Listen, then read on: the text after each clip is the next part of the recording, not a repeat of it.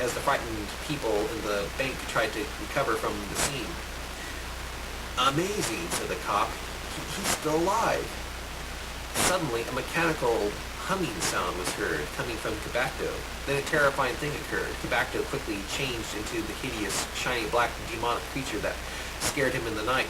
So horrifying was the form Cabacto mutated into that the cop fell unconscious. The people screamed as the demonic thing plunged into the officer's midsection and began to appear through his back. After stepping through the now dead policeman, Cabacto turned back into the way he looked before the change, then said, "That was fun. But I must get down to business. Now grab onto my arm, Newton." Newton quickly shot Cabacto right between the eyes and ran with great fear and determination to get as far and as fast away from the man or monster named Cabacto as he could. Newton ran yelling down the streets. He quickly got a hold of himself and tried to find a place he could run off to. It was now about 4 p.m. and it wouldn't be long until it was dark. Newton jumped on his motorcycle and began driving down alleys and through heavy traffic in the hopes that he'd lose this monster. When night came, not only was Cabacto after him, but the police as well. The police wanted to know why the killer was after Newton. Newton quickly ripped off his guard costume and quickly left his home with the blonde wig on it in the hopes of concealing his identity. Suddenly, Newton zoomed quickly down the road of his neighborhood and saw Cabacto on the side of the road looking at him. Cabacto quickly realized it was Newton and turned quickly at him. When Newton turned about to see if Cabacto was still watching him, Newton became frightened again when he noticed that the being was nowhere in sight. "Oh no," shouted Newton. "He can disappear and reappear anywhere he wants." Newton tried to lose the bounty hunter by ditching into the city. As Newton would approach the city, Cabacto would frighten Newton by materializing out into the middle of the road and pointing a stun weapon at him. He would laugh at Newton as Newton would zoom by. In the city, Newton would look about desperately for a place to hide off to. He quickly hid his motorcycle in an alley and ran off into a dance hall to hide himself among the hundreds of dancers. In the dance hall, the desperate Newton listened to the depressing rock music as the sirens went off outside.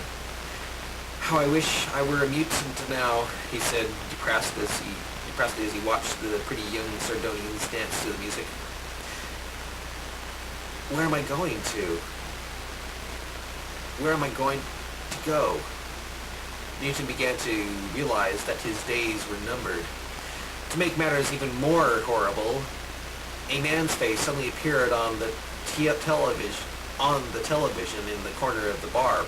Newton gasped in terror to see that it was Cabacto. It was Cabacto's face.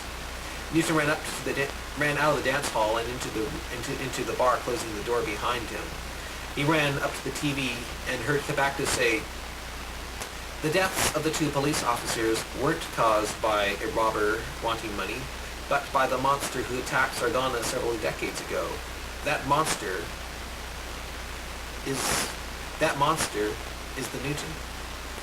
Newton no longer looks the way he did when he attacked Sardana, but now looks like this." Newton's heart jumped up into his mouth when there, right on the TV screen, was his face for all to see.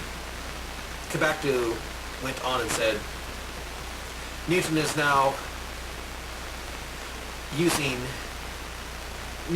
living in a mortal body and is going by the identity of Matt Branco.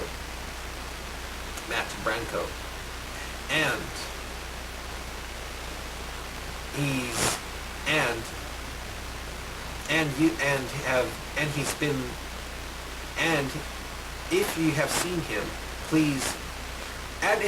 him, phone your local police and have him picked up. He has already killed 2 policemen today and 14 witnesses in a bank. Then Cabacto's image was taken from the screen. I'll never be able to work now, said Newton to himself. My life is destroyed. The only way I'll be able to survive is if I change my face, name, and live as a bum. My life is over. It's finished. Newton stumbled into the dance hall with the depressing, blaring rock music and crashed down into a seat with a dazed expression on his face. Newton didn't notice it, but the TV showed Cabacto's spaceship again. It was a news break telling the viewers that the scientists had managed to accidentally open a doorway on the underside of the saucer by moving a magnet 1 inch over a knob that happened to be sticking out of the ship's side. It had to be exactly 1 inch or it wouldn't open or close. Now that the scientists of Sardana were able to get in, they picked a brave man to go inside and look around. The man they found that was willing to go in and check it out went in to explore. The man they found was willing to go in and check it out, and he went in to explore. When he did, he found a bunch of futuristic glass-like objects that were the ship's control panels and energy tubes. The man soon discovered that by moving his hand over some of the crystals, they would do certain things. As the man walked cautiously about in the craft, Newton was about to leave the loud, blaring dance hall when suddenly, right before his eyes, was Cabacto staring at him from across the room with a soulless glare. A pretty girl asked him if he wanted to dance with her, but he just continued to stare at Newton, totally ignoring her. Queer, she said, and left. Suddenly, Cabacto began to change. Queer wasn't the word. Cabacto's complexion began to darken. Horns began to grow out of his head, and his teeth became like sharp pins. Everyone who saw Cabacto jumped away from him with terror. Cabacto suddenly leaped toward Newton like a leopard, frightening everyone in the dance hall and causing the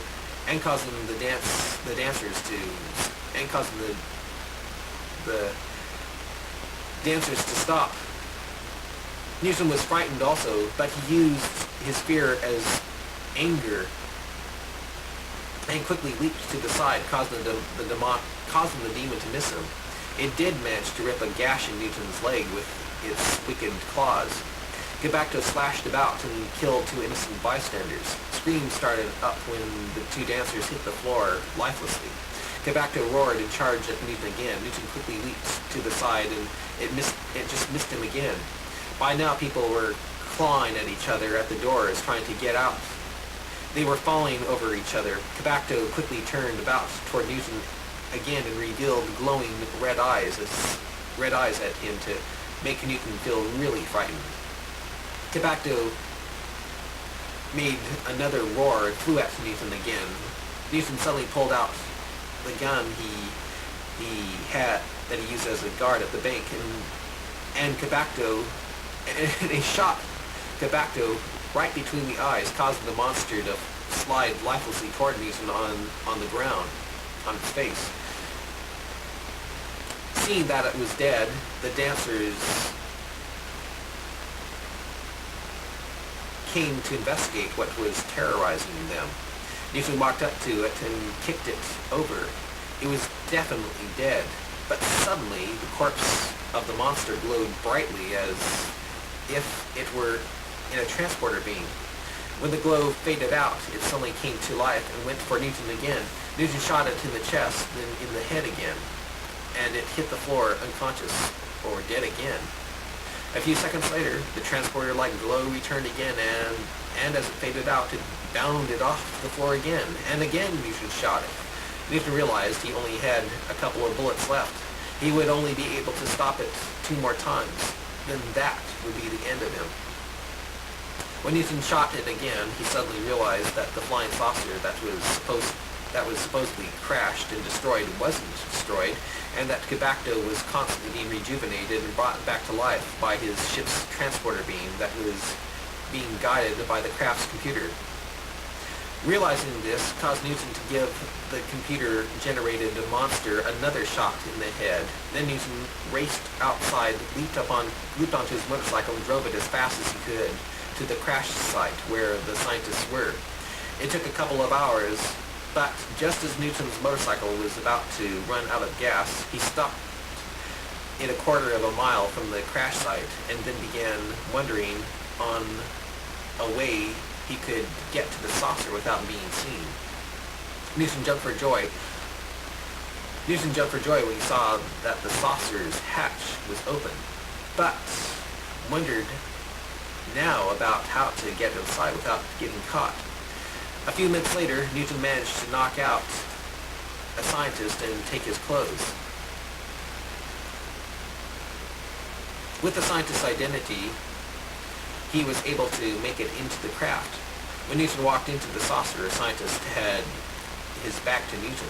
The scientist quickly turned about and frightened Newton because the scientist wasn't a scientist, but Cabacto. Glowing eyes. The bounty hunter quickly moved his hand over a crystal, causing the doorway of the saucer to seal up. "Greetings, Newton. So nice to have you aboard. I was expecting you ever since you decided to escape the city on your motorcycle. Now that you are here with me in my spaceship, you are going to go with me on a long trip to Bob, the planet that is just dying to have you in its clutches. Did you know that I shall end up being their king when I return you to them for their vengeance? For their revenge?" Newton suddenly made a leap for what he thought was the ship's computer. Cabacto suddenly kicked out Newton's legs, pulled out a gun-like object, and said, I know what you would like to do, Newton, but it's stupid to try. I will dissolve one of your body parts. It's stupid to try. It's stupid to try. I will dissolve one of your body parts if you try it again. After that, Cabacto began moving his hands over crystals to get the ship to take off. Cabacto then laughed and said, "Besides, the whole planet of Sardana knows that you are alive and well on it, and that it would be stupid for you to try to live on it now, because they would like to get their revenge on you also." As the ship began to lift off the ground, Newton asked to break the tension, demonic looking like you are also? Are the people on your planet demonic looking like you also? Heck no, laughed Cabacto. I just programmed the computer to make myself look like this as I hunted you down. It's just my little way of scaring you into submission.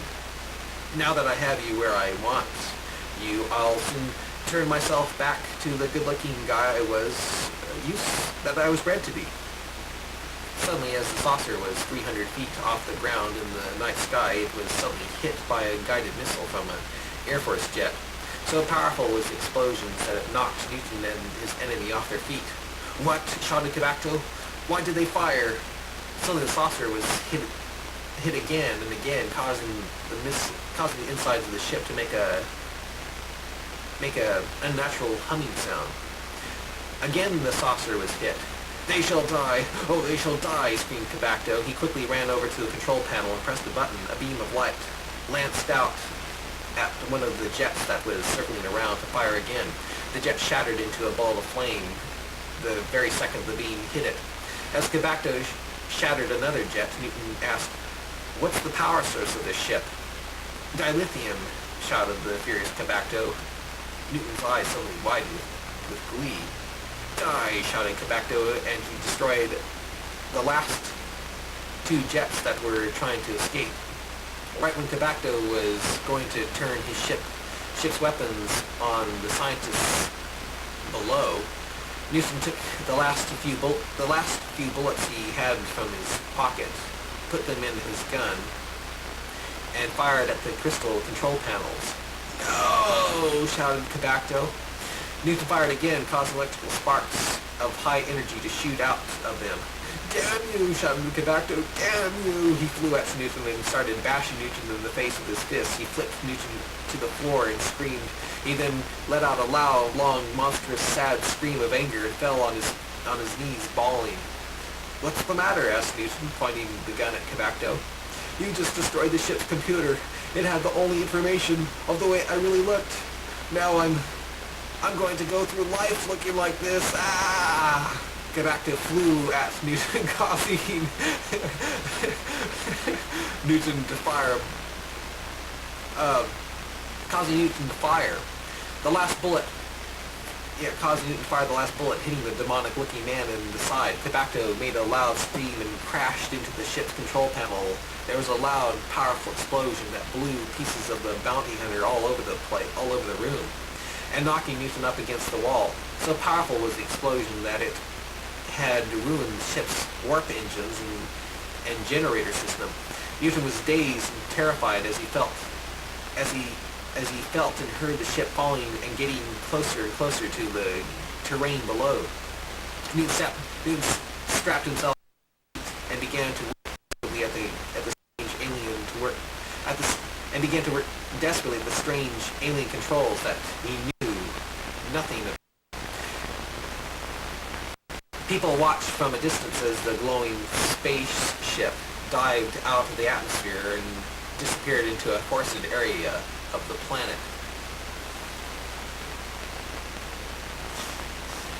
This next story I'm about to read to you is called Escaping from Sardana, which I'll read some other time.